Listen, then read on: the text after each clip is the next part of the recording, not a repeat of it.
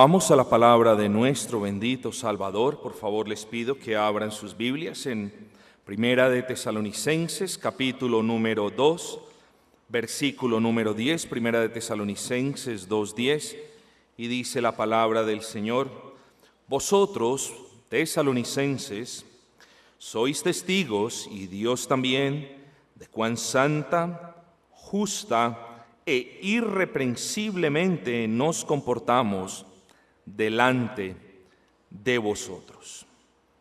Bueno, creo que si soy honesto, creo que es un pasaje donde el pastor o aquel siervo de Dios que lo predica debe ser muy humilde y debe de entrada declarar su bajeza y cuánto le falta por llegar al estándar del apóstol Pablo. Y es una realidad que todo aquel que es llamado a predicar el Evangelio siempre necesita crecer a la estatura de Cristo, de aquel varón perfecto. Y es evidente que quien predica el Evangelio siempre necesita avanzar, siempre necesita copiar, o en palabras bíblicas, imitar más y más la vida, la obra y el comportamiento del apóstol Pablo.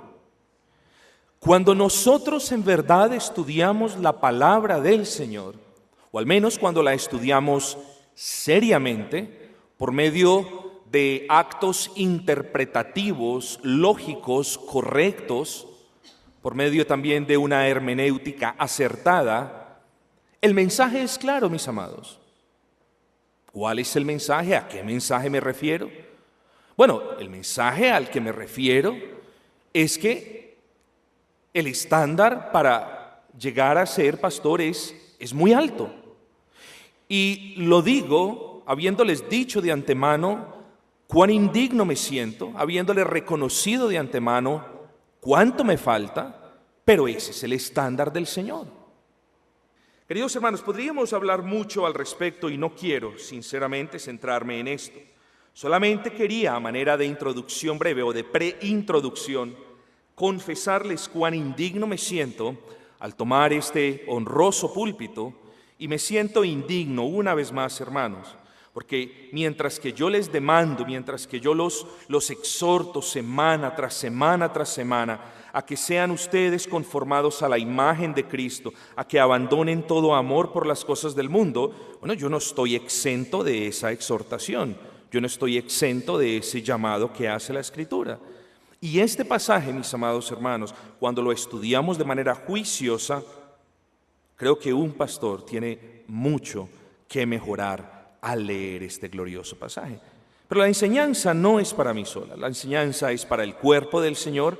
Así que, bien, podemos saltarnos, pero estaríamos deshonrando el principio de exponer todo el consejo de Dios. Así que a manera de trasfondo, en el primer capítulo de esta carta, ustedes bien recordarán, el apóstol Pablo le recuerda a los tesalonicenses de cómo el Evangelio, por la gracia del Señor, había llegado a ellos con poder, estaba cambiando vidas, transformando vidas, de cómo el Evangelio se había manifestado de manera poderosa en la conversión de muchos de ellos, de algunos pocos judíos y ciertamente de muchos gentiles, de muchas mujeres nobles también.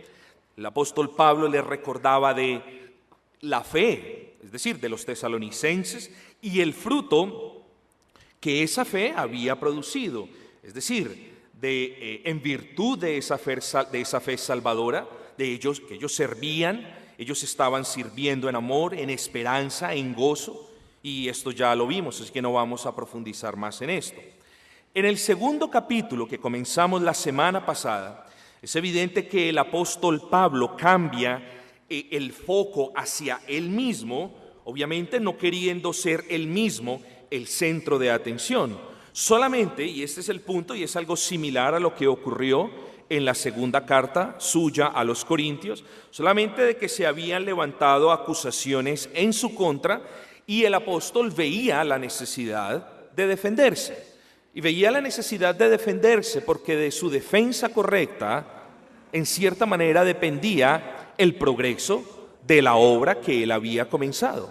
Entonces, en este segundo capítulo, hay acusaciones, vimos algunas de ellas la semana pasada, y, insisto, no queriendo ser el centro de atención, el apóstol en este segundo capítulo se defiende. Las acusaciones: su visita fue una pérdida de tiempo. Bueno, Pablo responde en el versículo 1, nuestra visita a vosotros no fue en vano, hubo conversiones, se manifestó el poder de Dios, vieron el mismo poder de Dios. Otra acusación, que él era un timador, un engañador, un embustero, un mentiroso. Y bueno, la respuesta del apóstol Pablo fue: porque nuestra exhortación no procedió de error, ni de impureza, ni fue por engaño. Esta palabra engaño refiere, o se hace referencia en el original griego, como a las triquiñuelas y a las trampas que hacen los engañadores. Entonces la acusación fue: tú eres un timador, tú eres un engañador. Y el apóstol Pablo le dice: no, nuestra doctrina, toda nuestra enseñanza, toda nuestra obra, nuestro proceder delante de ustedes no procedió del error, ni del engaño, ni de la trampa. Otra acusación, bueno, que él era una persona avara, que él hacía estas cosas por amor del dinero, que Pablo buscaba el lucro. Y volvemos, y Pablo entonces responde en el versículo número 5, porque nunca usamos de palabras lisonjeras, como sabéis, ni encubrimos avaricia. Estimados detractores, estimados opositores de la obra del Evangelio, yo no estoy aquí para enriquecerme. Y de hecho, Tesalonicenses es una prueba clara de que Pablo no devengaba salario, habiendo podido demandar o exigir salario. Pero entonces esas fueron las acusaciones. Ahora, a partir del versículo 7, Pablo parece estar contestando a estas y a otras acusaciones hechas en su contra. Esto parece ser evidente. Lo que es interesante, estimados amigos, es la manera en la que lo hace. Pablo presenta la defensa de la obra en Tesalónica y la defensa de su ministerio, contrastando esas acusaciones de la manera más desafiante posible. Es decir, contrastando esas acusaciones con su propia conducta. Y aquí tenemos algo importante en lo que quiero hacer paréntesis a manera de introducción, pues estamos en ella. Aunque la conducta de cada uno de nosotros, de alguna manera, es notable y visible, es la conducta del pastor de una iglesia la que pertenece al dominio público. Bueno, insisto, toda la manera como ustedes se comportan es de dominio público. Ustedes pueden tener su privacidad en casa, pero últimamente como cristianos somos cartas abiertas, no tenemos temor de que las personas sepan cuál es nuestro comportamiento en casa, porque no nos vamos a avergonzar. No nos vamos a avergonzar si las personas se enteran cómo soy yo mientras voy al supermercado o mientras estoy trabajando o estudiando. Pero insisto, la conducta, el testimonio de un pastor o misionero sí está en el spotlight, está en la luz pública. Es como si una luz en un escenario oscuro se prendiese para la función, y allí está el testimonio de un pastor, más que el de cualquier otra persona. Más que el de cualquier otro hermano o hermana en la iglesia, allí siempre está en la picota pública, le dicen algunos, en la picota pública el testimonio de un pastor. Y así estaba el testimonio del apóstol Pablo. Entonces, ¿Pablo qué hace? Bueno, Pablo se defiende. Y como les dije, lo interesante de la defensa que propone el apóstol Pablo era que Pablo no se escudó o no se defendió diciendo, bueno, es que la palabra de Dios dice esto y aquello. No, Pablo, de una manera muy varonil, apersonado de la situación y sin temor alguno, pone su testimonio como prueba de que él no era ni un timador, ni un embaucador, ni una persona avara, ni un engañador, ni un mentiroso. Y queridos hermanos, la conclusión en este punto, aún en la introducción, es: así debe ser el testimonio de cada pastor en cada iglesia. No debe tener temor de que las personas lo conozcan a fondo. No debemos tener temor porque no ocultamos nada. Así debe ser el pastor de cada iglesia. No tiene nada secreto que mañana alguien le vaya a decir: oye, pero yo te he visto haciendo eso.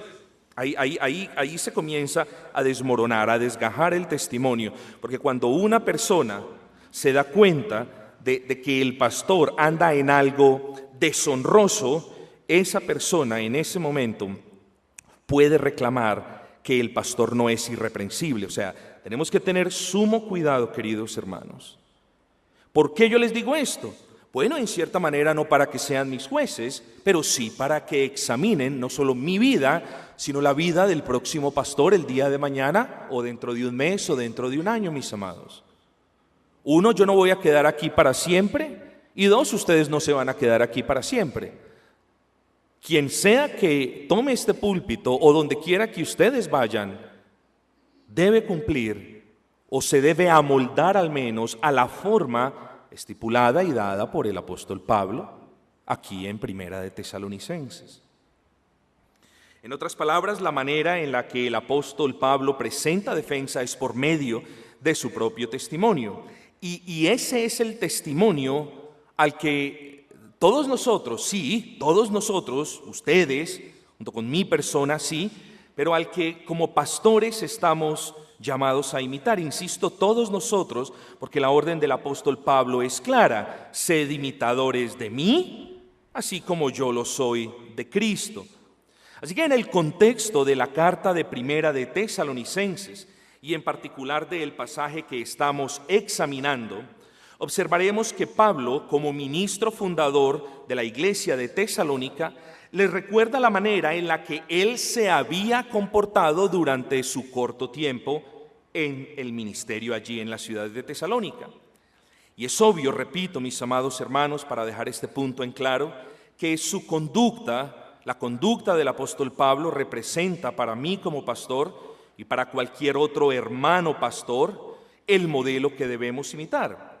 Pero insisto, no solamente a nosotros o a quienes sientan el llamado al obispado, sino a todos nosotros.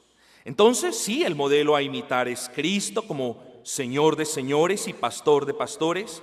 Por supuesto que sí, no tenemos ningún modelo más grande ni más perfecto que Cristo. Y a pesar que no tenemos ni la valentía ni la gracia que tuvo el apóstol Pablo, no debemos sentir temor, queridos hermanos, en comparar nuestro testimonio con el testimonio que da la Escritura al respecto del apóstol Pablo. Vean que estoy haciendo mucho énfasis en esto, mis amados hermanos, porque creo que sería injusto como pastor llamarlos a mirar el estándar alto mientras yo me quedo en un estándar bajo. Todos somos parte del cuerpo del Señor Jesucristo y el llamado es a continuar creciendo en amor, en conocimiento, en carácter irreprensible, en bondad, en todas las cosas que vimos hace un par de semanas atrás. Entonces, queridos hermanos, debemos mirar el estándar de la Escritura. Es el estándar de la Escritura el que siempre nos va a recordar cuánto nos falta. Si nosotros vemos el estándar de un hombre, si yo veo el estándar de otro pastor, bueno, eso está bien, claro que tomamos ejemplos, claro que tratamos de imitar lo bueno, pero fíjense ustedes, es más fácil y técnicamente hablando es totalmente posible imitar el estándar de otro pecador. Pero cuando vemos el estándar de la Escritura, siempre que nos examinemos, nos vamos a dar cuenta que nos hace falta algo. Así que, mis amados, de la misma manera que es deber del pastor tener paciencia con las constantes, continuas falencias de las ovejas del Señor mientras Él las lleva a sus pies, es también deber de las ovejas del Señor tener paciencia mientras el Señor continúa mientras el pastor, continúa creciendo en gracia y en sabiduría en el oficio del pastoreo. Los pastores, queridos hermanos, y termino con esto la introducción, los pastores no lo sabemos todo, y tampoco somos infalibles, y tampoco somos autosuficientes, y tampoco tenemos la respuesta a todas las preguntas, y tampoco somos perfectos como muchos creen. No, mis amados hermanos. Quizás somos nosotros quienes más necesitamos mirar la vida, el pensamiento, la obra y la conducta del apóstol Pablo, en especial aquí en Tesalónica, con el fin de imitarlo. Pero no solamente con el fin de imitarlo, mis amados hermanos, sino con el fin de imitar su proceder en las iglesias donde el Señor nos ha plantado. Así que, habiendo despejado, digámoslo así, el terreno y habiéndoles advertido un poco de cuál es la esencia del mensaje en esta noche, creo que aquí principalmente no estoy diciendo, me estoy predicando a mí. Lo que sí estoy diciendo que este es un mensaje supremamente desafiante para todo pastor bíblico y para todo aquel hermano a quien Dios llama a servirle en el Evangelio. El título que nosotros tenemos en esta noche sencillamente es el beneficio de un pastor bíblico para la iglesia del Señor.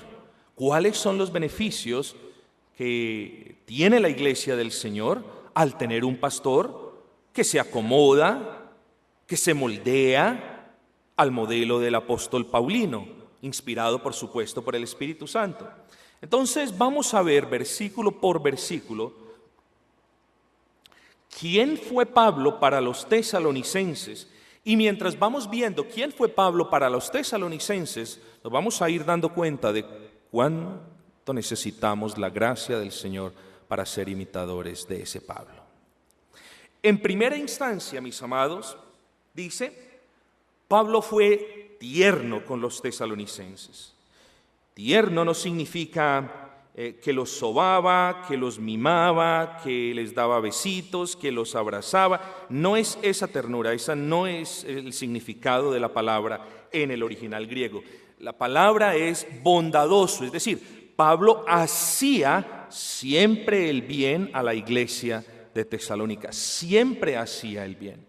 Entonces, el pastor siempre está haciendo el bien, siempre está diciendo lo bueno, siempre está haciendo o dando ejemplo de lo bueno. A eso se refiere con ternura. Siempre es bondadoso, siempre es una persona que hacía el bien. Pero fíjense que en muchas traducciones el versículo 7 utiliza la palabra nodriza. Antes fuimos bondadosos entre vosotros como la nodriza, es decir, como la niñera, como la nana, como la que cuidaba a estas personas. Y eso es el pastor también, mis amados hermanos. Pablo fue usado por Dios para traer a los tesalonicenses a una nueva vida en Cristo.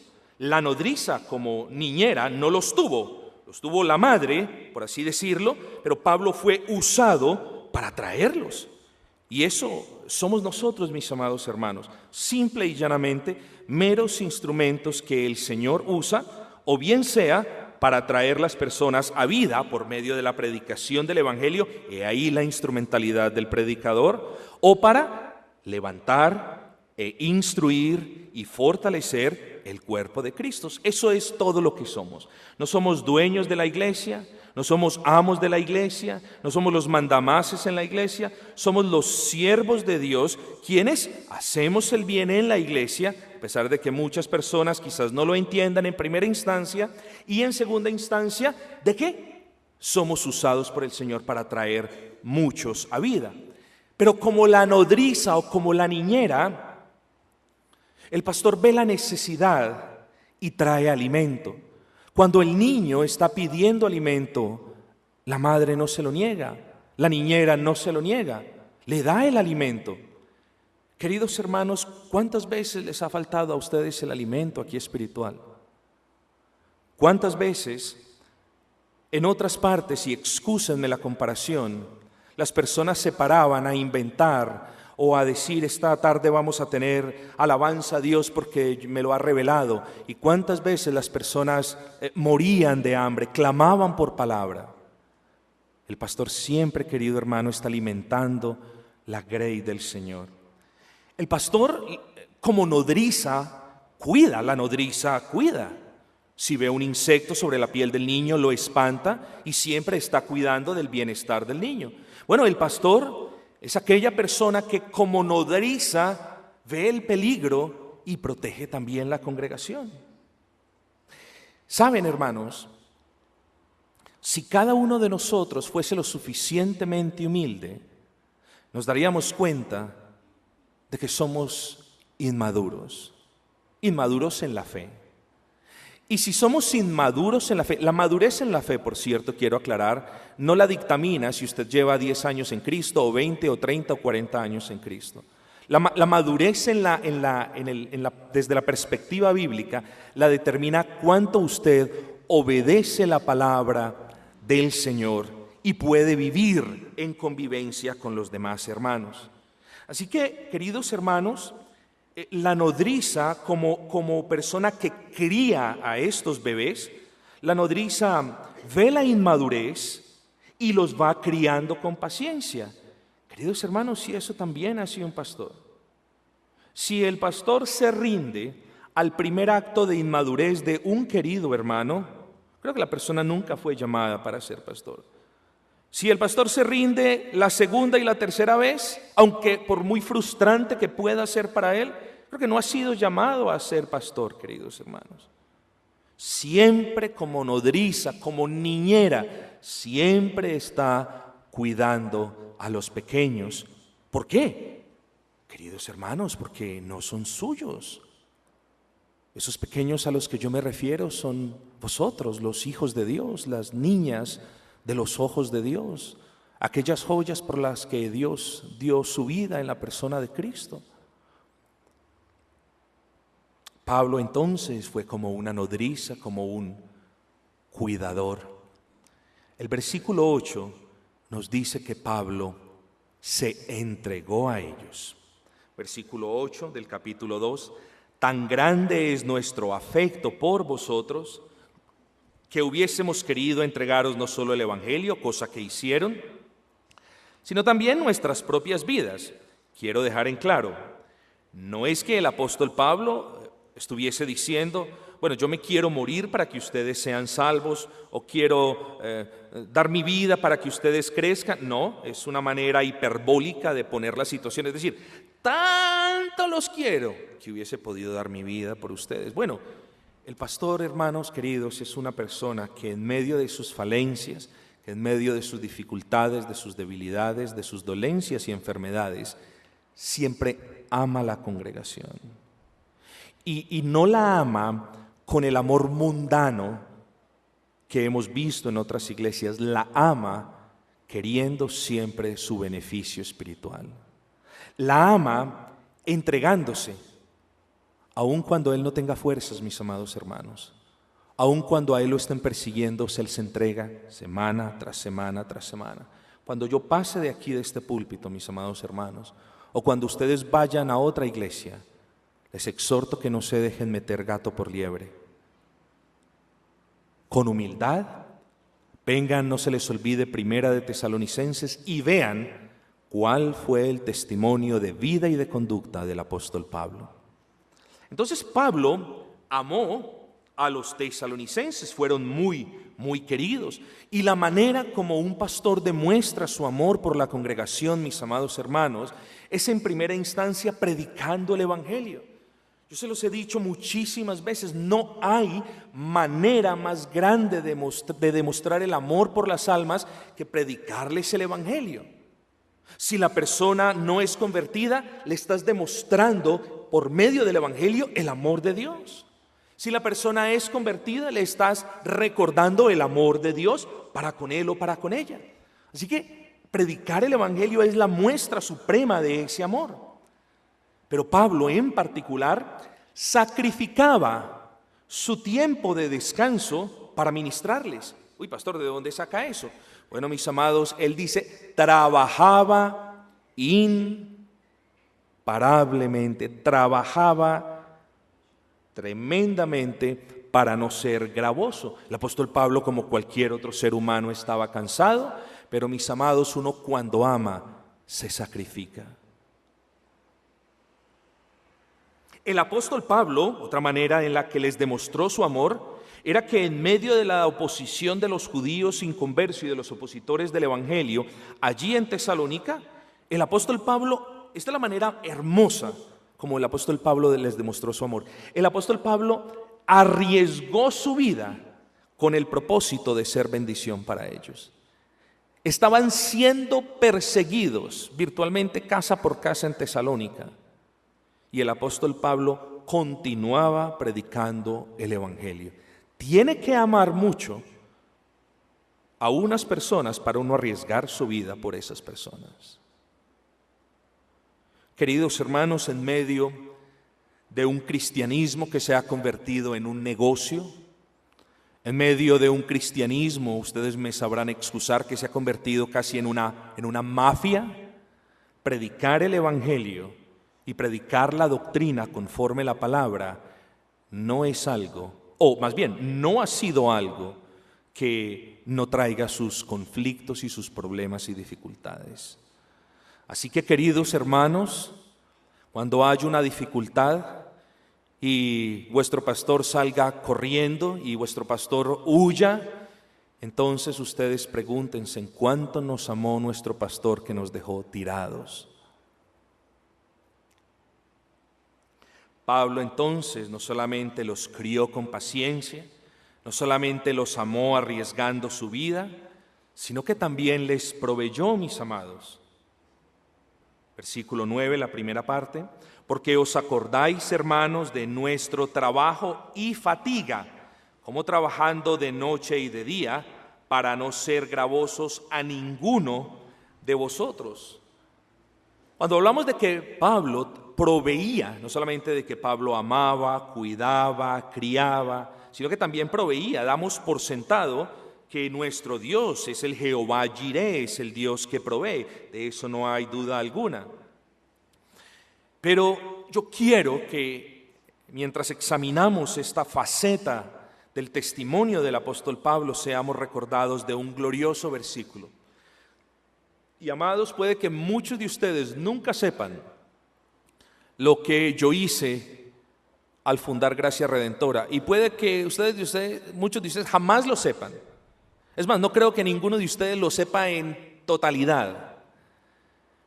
Pero siempre, hermanos queridos, siempre no se les olvide que un verdadero pastor o alguien que ha sido verdaderamente llamado al ministerio del Evangelio, como dice 2 Corintios 12:15, se gasta él mismo y gasta lo que tiene. Y yo, dice Pablo, con el mayor placer gastaré lo mío, y aún yo mismo me gastaré del todo por amor de vuestras almas, aunque amándoos más sea amado menos. Este es el corazón de un pastor, hermanos. Es gastarse y gastar lo poco que él tiene y amarlos, aunque de regreso no reciba nada. Entonces, damos gracias al Señor por esto, mis amados, pero como persona que proveía, mis amados hermanos, podemos ver que Pablo, estando en el total derecho de reclamar de la iglesia un salario para subsistir, en vez de eso, daba a la iglesia. ¿Cómo? Bueno, él trabajaba y no era una carga para la iglesia. Pablo proveyó su dinero en el sostenimiento de su ministerio. De hecho, Pablo trabajó de manera secular, como nos dice Hechos de los Apóstoles, trabajó de manera secular. Y insisto, no porque no tuviese derecho al salario, sino por 3 razones. Primero, para acallar la boca de los acusadores. Segundo, para ser ejemplo de la iglesia. Y tercero, para no ser carga de la iglesia. Ustedes saben, queridos hermanos, y no quiero imitar a Pablo con mis palabras pobres y débiles, pero yo gano aquí un salario y doy gracias al Señor porque gano ese salario.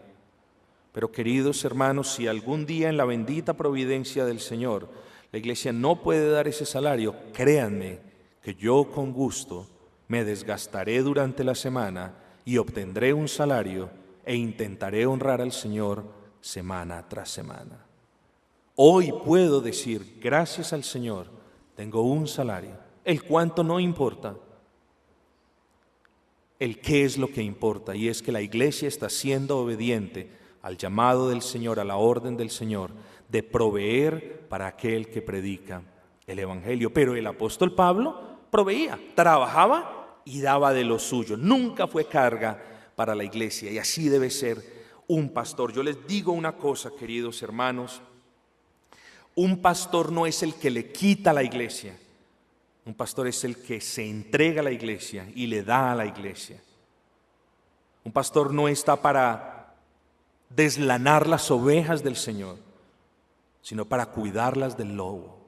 Y de eso todos sabemos, así que creo que es innecesario entrar en más detalles. Entonces, queridos hermanos, Pablo fue la nodriza. Pablo fue quien crió con amor a los tesalonicenses, quien se entregó con amor a los tesalonicenses, quien proveyó sin interés a los tesalonicenses y, en cuarto lugar, quien les predicó a los tesalonicenses. Miren la segunda parte del versículo 9. Y no queriendo ser gravosos a ninguno de vosotros, os predicamos el Evangelio de Dios. Pablo no quería nada sino predicar el Evangelio. Y ese, queridos amigos y hermanos, es el propósito de un pastor o de un misionero. Pero como lo decíamos el pasado día del Señor, este apóstol predicaba el Evangelio no solamente de la manera correcta, sino con las motivaciones correctas. En primera instancia no lo hacía por dinero. Un pastor que lo haga por dinero no es un pastor, mis amados hermanos. Y tenemos que despertar del letargo. Tenemos que llamar las cosas como son. Lo que es blanco y lo que es negro no nos dé pena decir es negro. Lo que está corrupto, llamémoslo como es, está corrupto. Y a un pastor que predique el Evangelio y se enriquezca a costillas del Evangelio no es un pastor. No le dé miedo decir no es un pastor. Un pastor que predique por fama tampoco es un pastor, es un showman, es un actor, es un protagonista, sí, pero no es un pastor, mis amados hermanos. Es muy importante porque el apóstol Pablo no lo hacía porque no tenía nada más que hacer o no era bueno en nada más. Era una persona culta, de letras, educada y tenía un oficio, y el oficio era muy bien pago. Así que, queridos hermanos, este Pablo se entregó por completo y se entregó a predicar el Evangelio. Este Pablo no era un payaso, no era un contador de chistes en el púlpito, no era un motivador. Este Pablo no era un contador de anécdotas. Pablo era un predicador del Evangelio. Pero Pablo también fue ejemplo, versículo 10. Vosotros, tesalonicenses, sois testigos, y Dios también, de cuán santa, justa e irreprensiblemente nos comportamos con vosotros los creyentes. Santa, justa e irreprensiblemente. Y ese fue Pablo. Y eso debemos ser los pastores, mis amados hermanos. Debemos ser ejemplo de santidad, no de perfección. Miremos a Cristo para la perfección. Pero un pastor que no sea ejemplo de estar apartado de la mundanalidad, de estar apartado de todo lo que se opone a Dios, a su palabra y a la iglesia, no debe ser un pastor y no debe estar en un púlpito, mis amados hermanos. No estamos hablando de que todos los pastores tengan que ser perfectos, porque entonces yo no podría estar aquí. Estamos diciendo que debemos ser ejemplos de santidad, debemos estar separados del pecado, debemos rechazar la mundanalidad en la iglesia y fuera de la iglesia. Pablo fue ejemplo de justicia. ¿Qué es ser ejemplo de justicia? Bueno, mis amados hermanos, es que siempre trataba de hacer lo que es correcto, lo que es conforme a la palabra. Así también debemos ser nosotros. Y dice, Pablo también fue de un carácter, o tuvo un carácter irreprensible. Y esto ya lo hemos examinado en detalle, pero es importante, mis amados, que nosotros entendamos una vez más el significado de la palabra irreprensible. Irreprensible es que el testimonio de una persona no es usado por otra como excusa para hacer el mal o para imitar lo malo que hace la persona. Pablo tenía carácter irreprensible, no instó por su mal testimonio a dar ejemplo, o no dio mal ejemplo por un mal testimonio. Su testimonio fue irreprensible y no hubo acusación escritural para denigrar o para atacar su obra en Tesalónica. Entonces miremos todas las cosas que son un pastor, mis amados hermanos. Es una nodriza, es alguien que se entrega, es alguien que ama, es alguien que no quita sino que provee, es alguien que predica el evangelio, es alguien que es de ejemplo y últimamente es como un padre. Y esto lo trato con cuidado porque no quiero ahora que me llaman papá o padre, porque no lo soy. Y tampoco soy su padre espiritual en cierta manera. Soy como un padre que vela que todo en la casa de Dios se haga decentemente y con orden. El padre ama, el padre corrige, el padre disciplina y hay veces el padre se enoja. Porque los hijos de Dios no están haciendo lo que es correcto. Sin embargo, queridos hermanos, el Padre exhorta, dice la palabra, así como también sabéis de qué modo como el Padre a sus hijos exhortábamos. Eso hace el Padre, les exhorta, los insta a cambiar una mala postura al respecto de una doctrina, los insta a vivir de una manera diferente, los insta a arrepentirse de lo malo que están haciendo. Un padre amonesta, reprende a sus hijos porque es necesario con el fin de formarlos y de educarlos bien. Dice Pablo, os consolamos. Por supuesto que un padre consuela también.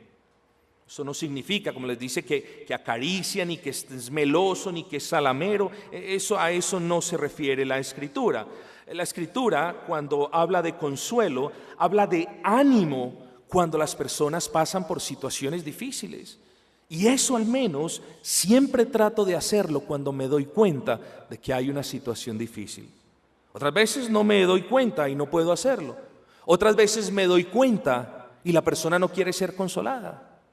Otras veces me doy cuenta y la persona no me cuenta. Hay muchas posibilidades, de eso no vamos a hablar en la noche de hoy. Lo que sí, hermano, es que un pastor debe consolar. Pero como padre, existe una última cosa a la que yo me quiero referir en la noche de hoy. Vamos a ver el versículo 12. Como padre, dice 11, así como también sabéis de qué modo, como el Padre a sus hijos, exhortábamos y consolábamos y os encargábamos a cada uno de vosotros que anduviereis como es digno de Dios, que os llamó a su reino de gloria. Es importante, mi amado, que usted entienda que no somos de este reino. No somos, estamos aquí, tenemos carne, nos da sed, nos da hambre, queremos disfrutar de ciertos placeres que no son legítimos, no hay problema con ciertos placeres que son legítimos, con ciertas bendiciones que el Señor nos da, pero no se nos debe olvidar que no somos de este mundo. Estamos en este mundo, pero no somos de aquí. Nosotros los cristianos somos extranjeros, peregrinos, vamos de paso por este mundo. Por lo tanto, hoy, si ustedes me lo permiten, como padre, los quiero exhortar, dice la palabra, les quiero encargar. Quiero que cada uno de ustedes se lleve un encargo. Es como una pequeña cajita, imagínense una pequeña cajita en la cual yo le doy un mensaje y le digo, llévesela para donde quiera que usted vaya, llévesela, no la deje perder, no se la dé a nadie. No se la dé a su amigo, no, llévesela porque yo se la he dado hoy, o más bien, la palabra nos la ha concedido el día de hoy. ¿Cuál es ese encargo que yo como pastor, que yo como padre, les quiero confiar a ustedes? Sencillo, mis amados hermanos, les quiero exhortar, les quiero encargar a que ustedes miren el reino de los cielos, a que ustedes ejerzan la fe que dicen tener en Cristo y vivan para Cristo. Les quiero encargar a que todo amor por las cosas del mundo, por lo material, por lo vano, por lo pasajero y por lo mundano, lo dejen atrás. Hoy, en esta cajita, en este mensaje, les quiero encargar a que imiten a Dios. Por supuesto, en el sentido más estricto, debemos imitar a Dios. Sabemos que no lo podemos imitar en su omnipotencia, ni en su omnisciencia, ni en estas virtudes o atributos no comunicables, pero debemos imitar a Dios en santidad porque Él es santo. Nuestro bendito Señor Jesucristo es el modelo de santidad a seguir. Hoy yo les encargo, mis amados hermanos, que amen más al Señor, que le obedezcan más, que lean más su palabra. Hoy yo se los encargo. Hoy no les encargo que me digan algo o que me adulen. Oh, no. Hoy yo les encargo que amen más a su Dios. ¿Será que es mucho pedir? ¿Será que les estoy pidiendo algo que no pueden dar? Creo que no. Creo que hay hermanos que aman al Señor y que estarán gozosos de que yo como Padre no solamente les exhorte, no solamente les consuele, sino también en virtud de la autoridad que sobre mí es dada, les encargo. A mí se me encargó que les encargara a ustedes que imiten a Dios, mis amados hermanos, que imiten el proceder del apóstol Pablo, que imiten su carácter irreprensible, su carácter santo, su carácter justo, su obrar, su proceder, sus palabras santas. Queridos hermanos, ¿ven el estándar? Si yo les digo mírenme a mí, pronto me van a alcanzar. Pero si yo les digo miren a Cristo, miren a Pablo, wow, ¿cuánto nos falta? Bueno, llevémonos esta cajita y este mensaje, mis amados, teniendo en cuenta que un pastor bíblico, con esto termino, es de beneficio para la iglesia. Pablo fue quien los crió y el beneficio para la iglesia de un pastor que imite a Pablo, criando a los tesalonicenses como Pablo lo hizo, es que la iglesia va a ser una iglesia bien educada en el Evangelio. No hay peor cosa que un niño maleducado, lo digo. No hay peor cosa. No hay cosa que más me moleste que un niño maleducado. Bueno, imagínense ustedes. Pablo crió a los tesalonicenses como una nodriza, como una cuidadora, como una nani. Y la ventaja que tenían o que tuvieron los tesalonicenses es que fueron bien educados en el Evangelio. La iglesia estará bien alimentada y estará firme cuando cualquier viento de doctrina quiera moverlos de la verdad en la que han sido afirmados. Así que cuando un pastor es una nodriza, o cuando un pastor es como una madre, en otras traducciones dice como una madre, un pastor es como una madre que cuida, que alimenta y que siempre está pendiente de su pequeño, la iglesia se beneficia grandemente. Cuando hay un pastor que ama a la iglesia, bueno, la iglesia se va a beneficiar grandemente. Pero es de beneficio para la iglesia, queridos hermanos, porque un pastor demuestra su amor trabajando para ellos, cuidando de ellos, sacrificándose en algunas oportunidades por ellos y potencialmente arriesgando su vida con el propósito de ser para ellos bendición. Pero una iglesia también se beneficia cuando el pastor no quita, sino que provee. También lo podemos ver, ya se me acaba el tiempo. Una iglesia se beneficia cuando el pastor no es un payaso, ni un encantador de serpientes, ni un hechicero, ni un motivador, sino cuando hay un predicador del evangelio en el púlpito. Claro que se va a beneficiar. Una iglesia se va a beneficiar cuando el pastor es de ejemplo para los hermanos. Insisto, si bien no somos ejemplos perfectos, debemos ser ejemplos porque a la final ustedes no ven a Pablo ni a Cristo, ustedes me ven a mí o ustedes van a ver al otro que venga. Entonces, claro que tenemos que ser ejemplo. Y la iglesia se va a beneficiar con un pastor que sea como un padre. Hay veces no queremos a nuestros padres porque nos regañan, porque nos amonestan y porque últimamente nos dicen la verdad. Yo no creo que no haya ningún padre o que haya algún padre que se acerque a un niño diciéndoles las mentiras. No creo que haya, espero que no haya, no creo que haya. Pero sucede que cuando un padre dice la verdad y se la dice de una manera clara a una oveja, puede que a esa persona no le guste. Pero yo como pastor, como ese padre que tiene que traer orden y disciplina a la casa, estoy en la obligación de hacerlo. Entonces, cuando ustedes vean un pastor que ejerce disciplina, que obra con justicia, que es responsable como un padre responsable trayendo alimento a la casa, que no hace acepción entre un hijo y el otro, sino que cuando hay indisciplina, juzga bien, un pastor que como padre maneja bien la palabra de verdad, indubitablemente la iglesia se va a fortalecer. Así que, mis amados hermanos, fue un poquito distinto la manera como lo quería enfocar, pero fui profundamente movido esta semana a enfocar este pasaje de esta manera. La semana pasada vimos ciertas características que el varón de Dios debe tener, y esta semana, por así decirlo, me puse en el spotlight, me puse allí en la luz pública para que ninguno de ustedes, ni hoy ni mañana, se deje engañar, para que ustedes siempre tengan presentes el estándar de un pastor. Y un pastor que sea honesto siempre va a decir: ¿cuánto me falta, queridos hermanos?